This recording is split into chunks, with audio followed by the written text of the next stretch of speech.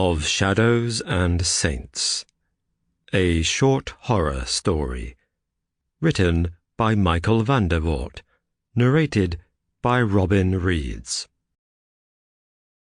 I have to say that, for me, Lent was always the worst. Admittedly, it wasn't until I hit my late teens that I began to realize just how decadently gothic, how intricately laced with a mix of melodrama and melancholy, the whole Catholicism thing actually was. But Lent was still the worst. Or at least, it was in my parish. In the town where I was brought up, and in the church where I spent my Sundays, Catholicism was about as Gothic could be. Especially during Lent.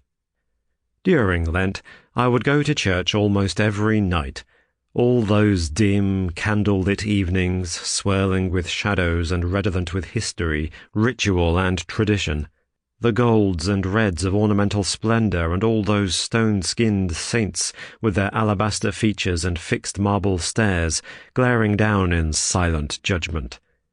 I remember the smell of the dark mahogany wood, austere pews, polished smooth by centuries of touch, yet still giving off that sense of detached solidity, as if no matter how often you bent to their hard, uncomfortable kneelers, you would somehow never be worthy. Then there were the colours. Straight from the Gothic palette, everything splashed with the richest of ruby crimsons, the most lustrous gold, and the creamy off-white pallor of the lately and newly dead. But still, Lent was always worst. For those who don't know, Lent is the period in the Christian calendar leading up to Easter. It runs from Ash Wednesday, when the faithful literally have ashes swiped with a thumbprint onto their foreheads, until Easter Sunday, the holiest day in the Christian calendar, when we celebrate the resurrection of Christ.